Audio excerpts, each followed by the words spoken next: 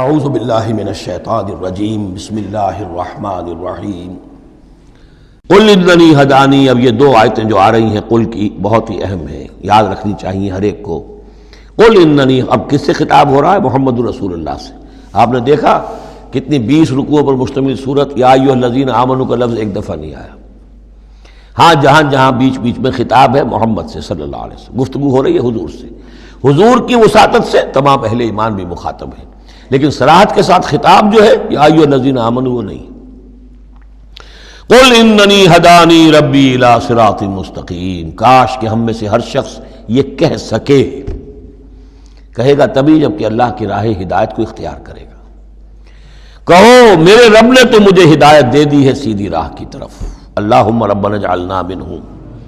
قل اننی ہدانی ربی الی صراط مستقیم دینا قیما ملت ابراہیم حنیفا.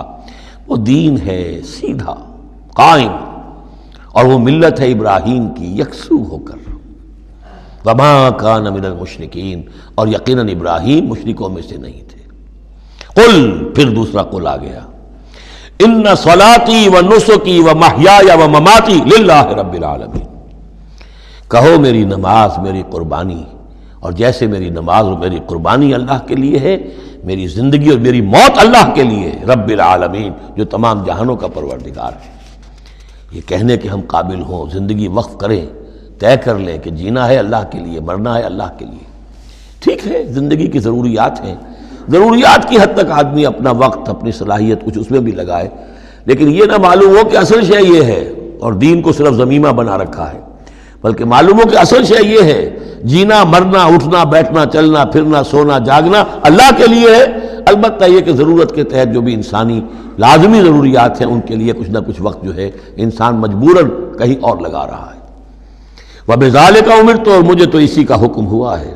وَأَنَا أَوَّلُ الْمُسْلِمِينَ، اور سب سے پہلا فرما بردار میں خود ہوں. قُلْ أَغَيْرَ اللَّهِ أَبْغِي رَبًّا، کہیے ذرا ان لوگوں کی طرف روح سخن ہے، میں اللہ کے سوا کسی اور کو اپنا رب مان لوں؟ اغیر اللہ ابغی ربا، اللہ کے سوا کسی اور کو اپنا رب تلاش کروں. وہو رب کل شے، جبکہ وہ تو ہر شے کا رب ہے. ولا تکسب کل نفس الا علیہا، اور نہیں کماتی ہر جان مگر اپنے ہی اوپر. جو بھی برائی کوئی کما رہا ہے، جو بھی ہے وہ اس کا وبال اسی پر آئے گا. ولا تزر وازرۃ وزر اخری، اور نہیں اٹھائے گی کوئی بوجھ اٹھانے والی کسی اور کے بوجھ کو.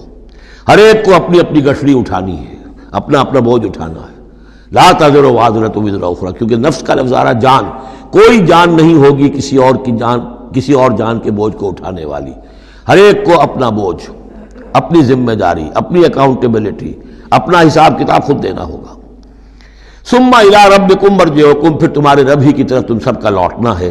فینبئکم بما کنتم فیہ تختلفون، اور پھر اللہ تمہیں جتلا دے گا جو کچھ جن چیزوں میں بھی تم اختلاف کرتے رہے تھے. وہو الذی جعلکم خلائف الارض، اور وہی ہے جس نے تمہیں زمین میں خلیفہ بنا دیا. ایک تو یہ کہ خلیفہ عثمانی میں بھی کہ جو خلافت حضرت آدم کو دی گئی علیہ الصلوۃ والسلام، تو وہ پوٹینشلی تمام انسانوں کو دی گئی ہے. اور جو بھی شخص اللہ کا مطیع و فرمان ہو، اللہ کو اپنا حاکم اور بادشاہ مان لے، تو وہ گویا کہ اس کی خلافت کا حقدار ہو گیا. اس اعتبار سے بھی کہ ایک نسل کے بعد دوسری، ایک قوم کے بعد دوسری اس کے پیچھے آنے والی، یہ بھی ہے خلائف الارض. جیسے کہا گیا جیسے تمہیں ہم نے اٹھایا کسی اور قوم کی نسل میں سے، ایسے ہی تمہیں ہٹا کر ہم کسی اور قوم کو بھی لا سکتے ہیں. وَهُوَ الَّذِي جَعَلَكُمْ خَلَائِفَ الْأَرْضِ وَرَفَعَ بَعْضَكُمْ فَوْقَ بَعْضٍ دَرَجَاتٍ، اور تم میں سے بعض کے درجوں کو بعض پر بلند کر دیا. کسی کو علم دیا ہے، کسی کو حکمت دی ہے، کسی کو کچھ ذہانت زیادہ دی ہے، کسی کو جسمانی صلاحیت زیادہ دی ہے، کسی کو صحت جسمانی دی ہے، اور کسی کو حسن جسمانی دے دیا ہے. مختلف چیزیں ہیں. لِيَبْلُوَكُمْ فِي مَا آتَاكُمْ، یہ مختلف بخششیں اللہ کی اور مختلف چیزیں اللہ نے جو مختلف لوگوں کو دی ہیں، یہ اس لیے تاکہ تمہیں آزمائے. لِيَبْلُوَكُمْ، بلا یبلو، آزمانا، جانچنا.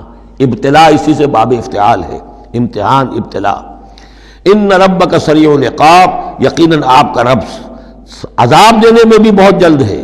انہ لغفور الرحیم، اور یقیناً وہ غفور اور رحیم ہے. یہاں اللہ کے فضل و کرم سورہ انعام ختم ہوئی. صدق اللہ العظیم.